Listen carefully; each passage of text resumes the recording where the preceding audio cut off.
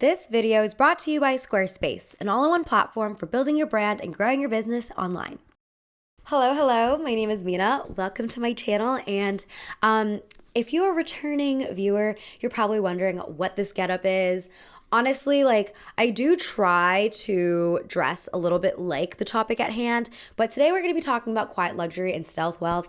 And I was just looking at my closet this morning and I was like, I don't think I can pull off this aesthetic category. Yeah, this is just what we're gonna work with today. I did incorporate some tailored pants. Obviously I styled it in a way that no one in succession would ever style their clothes as. So I hear you've made an enormous faux pas. Yeah, also, if you're wondering why I'm wearing a white bra underneath a black top, it's because I don't own a black bra because I don't really wear bras, and I just have this one vintage La Perla white bra top that I really like. Anyways, I wanted to do a video on stealth wealth and quiet luxury because in a couple podcast episodes, I've referred to it. I've had little baby conversations about it, but I haven't constructed a full video. And so because a lot of people have been talking about it online, because everyone is hypothesizing that minimalism is in now and maximalism is on its way out, I thought it'd be a good opportunity to really do a deep dive and also take you all on it with me. Thank you, Squarespace, for sponsoring this video. Something very cool about Squarespace is all the different website templates that are organized by what you want out of your website. You can also customize your look and add any features to fit your unique needs. You can also use their email campaigns to introduce your brand, your work, or yourself to new subscribers with welcome emails, or you can even send announcements for upcoming sales, or you could let your top customers know of a discount code. Whatever the case, Squarespace's built-in analytics measure the impact of everything you send. If you're an artist or a content creator, you can present your work using Squarespace's professional portfolio designs, so you can display projects in customizable galleries and even add password-protected pages to share private work with only clients. Check out squarespace.com for a free trial, and when you're ready to launch, go to squarespace.com/MinaLe to get 10% off your first purchase of a website or a domain. So let's start in the early 2000s.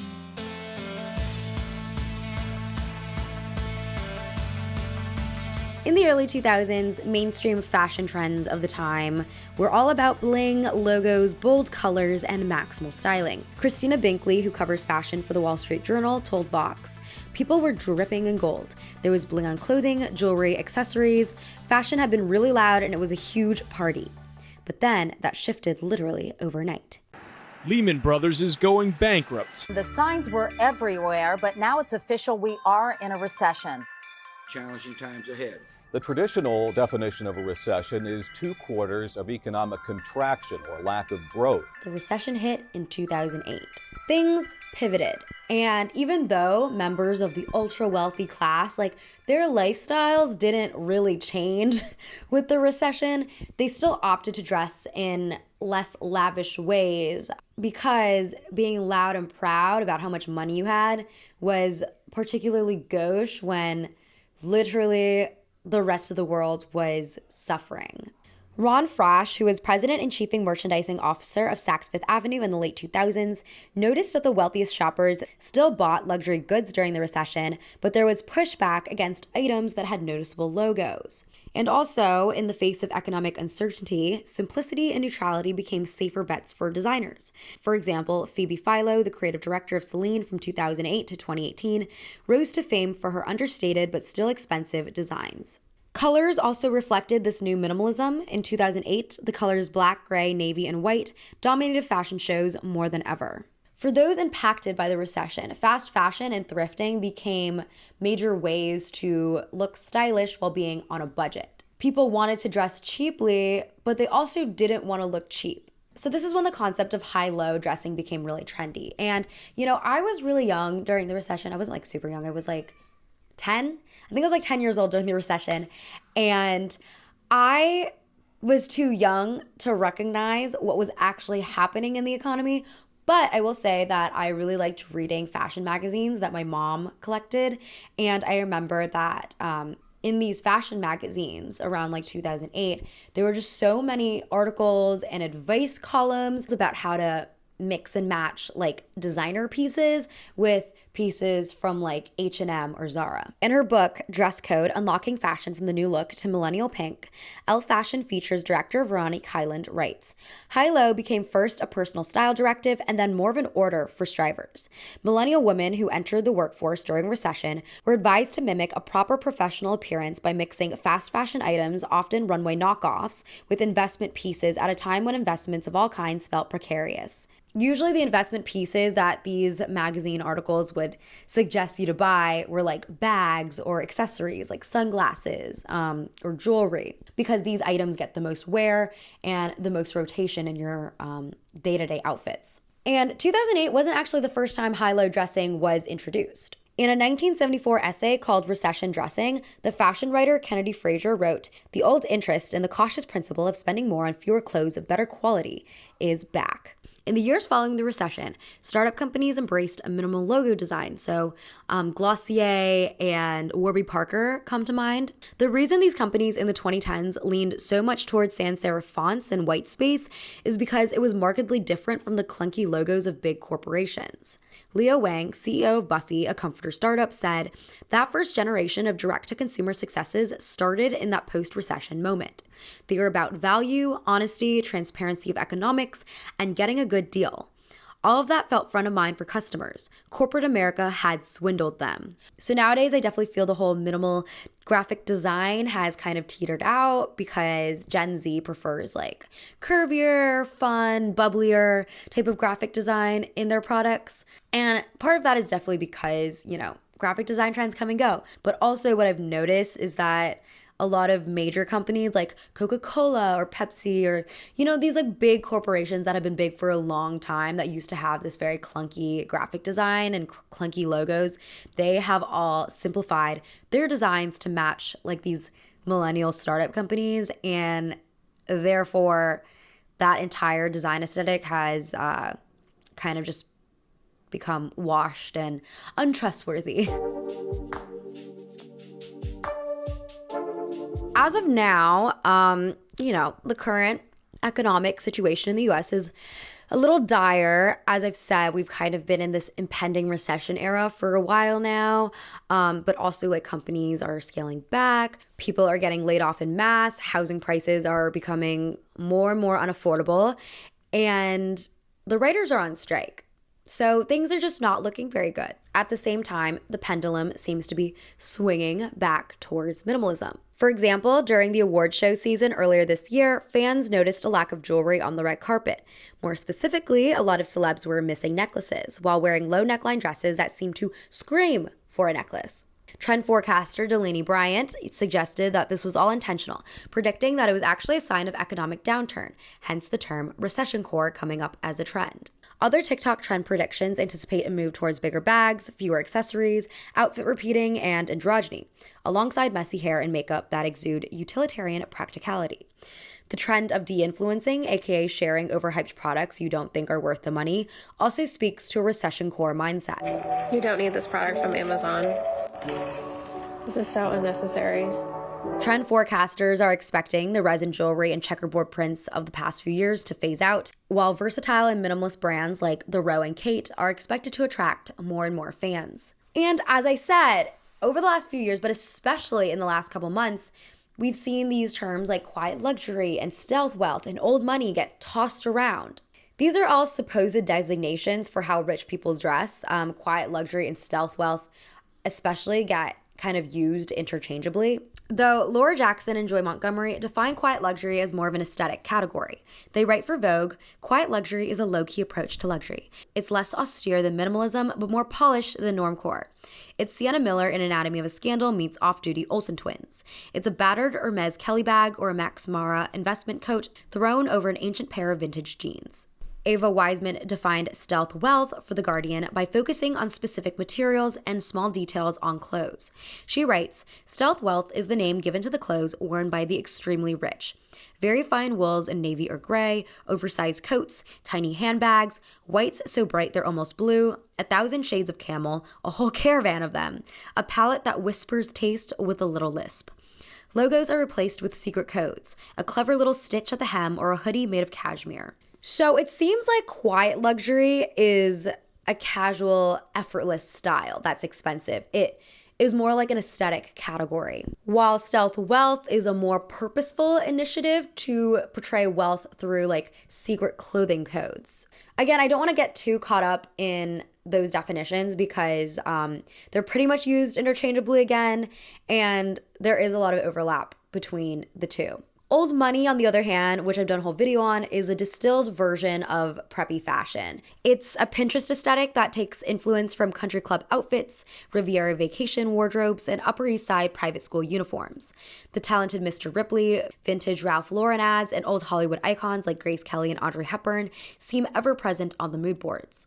Old money as an aesthetic rarely applies to like the actual old money establishment. It's a romanticized idea of how they dress, heavily leaning on vintage style, including elements of old school tennis outfits, chic headscarves, and white suits. I feel like the old money aesthetic peaked on social media around 2021 to 2022. And actually, since 2021, I would argue that there's been less attention paid towards aesthetics in general, but that's like another video. Quiet luxury and stealth wealth, on the other hand, supposedly represent the tastes of the current actual rich and have grown in popularity as phenomena, mostly due to Gwyneth Paltrow's courtcore style and the TV show Succession. I've made a whole video on Gwyneth Paltrow already, so let's just talk about Succession. Succession brought the concept of stealth wealth into the public discourse through its costume design. Every character is meticulously dressed to reveal their economic status. For instance, the image and power-obsessed Roy family wear the most offensively expensive and offensively boring clothing you can imagine. The heir to the family empire, Kendall Roy, famously wears a baseball cap. The cap is plain black, made of a cashmere blend material, and produced by the Italian knitwear brand Loro Piana. It also sells for the low cost of $625. Despite the price tag, there's nothing that really sets this hat apart, at least aesthetically, and it's a little boring, I'm not gonna lie. The character Bridget is ridiculed by the character Tom Wamsgin, who married into the Roy family for carrying a ludicrously capacious bag. Through this fashion faux pas, Bridget immediately marked herself as an interloper in this exclusive world. What's even in there? Huh? Flat shoes for the subway? Her lunch pail? I mean, Greg, it's monstrous. It's gargantuan. You could take it camping. You could slide it across the floor after a bank job. Also, I have no idea if I pronounced that character's name right because I actually haven't watched Succession. I'm just like keeping up to date with all this cultural discourse about it because, you know, I like to keep tabs on those types of things. But yeah, I haven't watched it. I'm planning to at some point. Just probably not before the series ends. The ultra-rich, of course, rarely need to carry anything, hence the dig at the size of this bag. However, that's not the only issue. The bag is covered in a distinctive print that obviously signals Burberry. Even without an actual logo, it falls under logomania. Despite the fact that this bag is actually very expensive, like it retails online for over £2,500, it reads cheap to the Roy family because it's flashy and attention-grabbing. Everyone's laughing up their sleeves about your date. This is just the most viral example of the show's costuming, but actually, like, the entire show has been receiving high praise, especially this final season. In an interview with Refinery29, the costume designer Michelle Matland explained her process. In early stages, a lot of time was spent researching, not just in magazines and online, but physically visiting restaurants, corporate offices, and the like. We spent months finding out who these people are so that we could be as authentic and real as possible and tell the story we were trying to tell. I know you. So you know what's funny? For most of history, the general consensus was that the ultra-wealthy were obsessed with wearing their status loudly and proudly. But then everything changed when the Industrial Revolution allowed a rising bourgeoisie class to make even more exorbitant amounts of money than the old nobility. Enter economist Thorsten Veblen, who coined the term conspicuous consumption to illustrate what was happening in 1899. Veblen believed that the nouveau riche displayed extravagant spending to raise themselves to the same status as the old moneyed establishment, a process defined as pecuniary emulation. Therefore, the only way that these established old money families could differentiate themselves from these newcomers was by showing better taste in the types of things that they would consume. So rather than buying anything and everything, they had to cultivate greater levels of cultural and intellectual capital. Also worth noting, logomania and ostentatious dressing have been hallmarks of like Black urban street culture for a very long time. Even during the antebellum period in the South, there are traveler accounts that note how Black Americans living there were dressed way more colorfully and way more flamboyantly than white Americans living there. And of course, Dapper Dan, the father of logomania, introduced heavily monogrammed designs in the 1980s, which became a mainstay of luxury streetwear. So given that, there are definitely racist implications on why bold dressing and maximalism is coded as being in poor taste. The irony behind quiet luxury, though, is that like the rich people who engage in it apparently do so because they feel confident enough in their own wealth. They don't feel like they have to prove anything to anyone. But the people who are on TikTok actively trying to look for tips on how to emulate the quiet luxury style are doing so because they want to impress people. On TikTok, you can find hundreds of videos on explainers of why the 1% dress a certain way and styling tutorials to bag a husband above your station or to manifest a more moneyed lifestyle. In a way, stealth wealth has morphed into becoming a trend in and of itself. As Amanda Mull reports for The Atlantic, all of a sudden, more accessible stores such as H&M and Zara are selling nondescript, generously cut trousers and oversized button-downs and double-breasted blazers and grandpa loafers. The fashion website Hypebeast cites, by its count, 1.4 billion views for stealth wealth meeting on TikTok as evidence that the kids really are dying to save up and swathe themselves in cashmere, or more likely to buy budget-friendly knit blends. A lot of people who are pulled to this style like to defend it in any way that they can to justify why they want to dress this way. They'll say that quiet luxury is more practical for everyday wear, it's more comfortable because the fabrics are nicer, you're investing in staple pieces and therefore you're being more eco-conscious, and you're not trifling with petty social signals like logos. But none of those things are necessarily true. Many rich people, even like the old moneyed rich people, dress horribly. They have truly awful style. Okay, not everyone is Gwyneth Paltrow. They also don't exist as a monolith, right? Like some of them actually do wear a lot of logos and many of them do wear impractical and wasteful things. You know, when I was doing my interview with Ryan and we were talking about the whole quiet luxury, I asked her what she thought was actually quiet luxury. And what we've kind of realized in that episode is that it's more of a sensibility than like the presentation. I feel like there's certain like social codes that a lot of old money people participate in, like the way that they talk and certain behaviors that extend way beyond dress. And it's all like a reflection of, you know, going to these specific private schools, preparatory schools, and growing up in these kind of communities. Those are things that cannot be replicated by a Bruno Cucinelli sweater. Ultimately, like the idea of a rich person uniform is a mythology that was created by people who are aspiring to be rich. And I can understand why people do this. It makes the rich seem more easy to crack. It makes people who want to be a part of this group and this lifestyle feel that if they just crack the secret code, if they can just buy one beautifully knit cashmere sweater, then maybe they can sneak into the upper echelons of society and maybe, just maybe, they can elevate themselves and belong. It all goes back to the American dream, baby. Like, the American dream is the reason for all this kind of dysfunction. This is the American dream. The essence of the American dream. I know the answer to this. If you're not American, the American dream is this like idea that's been transmitted into our brains since we were babies, that America is a meritocracy. And if you just work hard, if you just, you know, what is that phrase? Like raise your bootstraps, hike your bootstraps, something with your bootstraps. If you just grab them and you just put your all into your work, you could be the next Jeff Bezos. It has nothing to do with generational wealth, and it has nothing to do with the fact that a lot of these rich people have connections that get them to where they are. As Jake Silbert writes for High Snobiety, these profoundly wealthy people are lionized as gods in popular culture. Elon Musk's unfunny memes are worshipped by his cultish fans, and Steve Jobs' normcore uniform is perpetually imitated by wannabe geniuses seeking to become the next tech auteur. But sometimes we need to ask ourselves, we need to really sit there and ask ourselves, do we want to aspire to be these people? Do we want to belong with the people who are doing the most when it comes to environmental destruction? Do we want to be in the group of people who are jet setting to private islands, whereas the rest of us stayed masked in quarantine? The people who hoard their money instead of using it to better society in any kind of measurable way. Wiseman critiques, buying into stealth wealth feels like buying a band t-shirt, except the band are the worst people in the world, and the t-shirt costs the same as a month's rent, and the music is them laughing as they shout "eat shit" from a car. With the greatest respect, no thank you.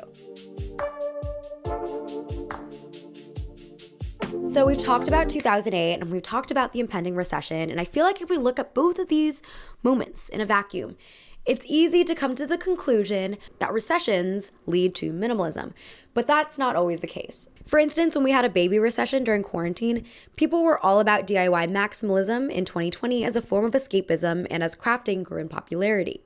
Also, during the Great Depression, middle and lower class women also engaged in craftiness as exemplified by feed sack dresses.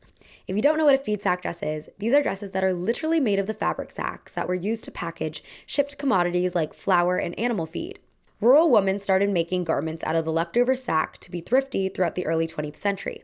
But by the Depression, the practice had spread throughout the rest of the nation because buying bolts of fabric was so expensive in comparison. So, as it became more popular to sew dresses out of fabric sacks, businesses realized the way their sacks looked could be a huge selling point for their goods.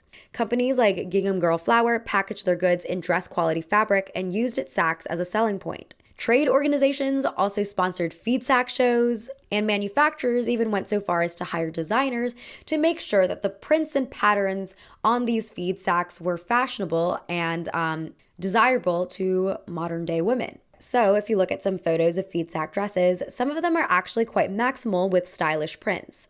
And when it came to rich people, we have to understand that movies were a huge industry in the 1930s, and a lot of people went to the movies as a form of escapism from, the dire economic times. And so a lot of these movies at the time had to do with like rags to riches, or, they were just like pure fun and escapism, like Ginger Roger and Fred Astaire's collaborations. And of course, the dresses that were featured in these films tended to be very elaborate, very lavish, feeding into the romanticized fantasy that a lot of working class women had.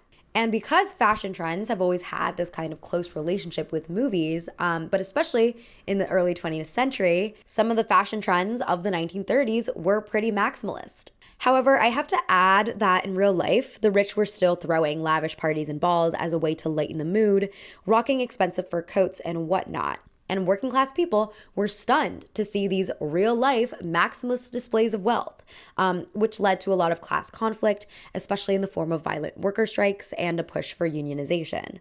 But anyways, the point is, an economic recession does not necessarily mean that people will pare down their wardrobes. One thing that is consistent, though, is that rich people will always dress in a way that is coded as rich, even if we can't necessarily tell immediately from the onset. So, for example, while we like to think that rich people throughout history have always dressed in a garish way with long, colorful velvet robes and flashy jewels, this wasn't consistently the case. During the Dutch Golden Age in the 17th century, a period of economic prosperity in the Netherlands, hence the term Golden Age, the new wealthy merchant class followed a Protestant sensibility for wearing simple, muted colors. But in actuality, their clothes were still very expensive. We can take a look at Nicholas May's portrait of Cornelius Munter in 1679. Charlotte Higgins wrote for The Guardian that despite its simplistic cut, the jacket Cornelius is wearing is actually very luxurious. She writes, "It is a marvelous garment, a real fashion statement, a Japanese padded jacket in, according to curator Betsy Weissman, a Shantung silk." These jackets were incredibly hard to get hold of. In fact, you could only acquire one if you had connections with the powerful Dutch East India Company. It was the it jacket. And getting one is not just about being rich, it is also about cozying up to the right people. Weissman also points out that it was a deeply utilitarian item, all that snug padding being just the thing for frosty Dutch mornings. So, very comfortable, like a lot of like these high-end cashmere knits of today. Very modest in the way that it's not a flashy item, but still very expensive to those in the know. So as I said, the reason why these like Dutch merchants were dressed more simply compared to like, let's say, their French counterparts is because of their Protestant beliefs. And even though now I would argue that a lot of wealthy people are not necessarily outwardly religious in that way, the way that they dress still reflects the kind of values that they have. So we can look at tech bros, actually. So how are you monetizing these, what did you call them, hobbies? No. And I know that tech bros are more so like a new moneyed class. There are definitely some tech bros that come from wealth, but like the industry as a whole is related to like new money. They are still rich people, and still the way that they dress conveys like their beliefs. The tech bro uniform is usually a type of like commoner outfit of jeans and hoodies, but with subtle nods to their wealth with expensive watches and company insignias on their t-shirts. This newly moneyed class is strategically displaying their mounting riches while still making sure to project the values they wish to be associated with: nerdy intelligence, privilege to not care about fashion, and all-consuming hard work. Oh, shit! Oh, Richard. I mean, Steve Jobs allegedly wore a black turtleneck every day to reduce decision fatigue. And decision fatigue is the paralysis you experience when you're inundated with too many choices. So, aka me whenever I see a menu that's more than 2 pages long. So quiet luxury, even though it has this reputation for not flexing your wealth, it actually is flexing your wealth. It's just doing it in a different way. It's doing it through codes and meanings, but it's still doing it. And I think the reason it's popular now is for a number of reasons, not just because of the economic recession, but also because, the pendulum always likes to swing back and forth between maximalism and minimalism. And we did just have this period of maximalism. So people are getting tired of it, and now they're skewing towards minimalism. But nothing's really changed, like back in the 2010s, people were still trying to emulate the rich. They were trying to emulate the Kardashians with the logomania and ostentatious flexing of wealth. It wasn't seen as gaudy at the time because the whole idea of influencing and that entire industry was new. But I think generally, whenever something has been in the mainstream for too long, people get tired of it and they want something different. Okay, with that said, thank you all so much for listening to me ramble on this subject. Please let me know your thoughts on quiet luxury and stealth wealth and even the old money aesthetic. I feel like she's kind of died. She's no longer with us, but I always have a soft spot for her because I do love little tennis outfits and private school dress codes. But yeah, I'd love to know your opinions. And if you want the longer version of this video, I'll be publishing a podcast accompanied episode on Wednesday. And yeah, I'll see you next time, and I hope you have a lovely rest of your day. Bye.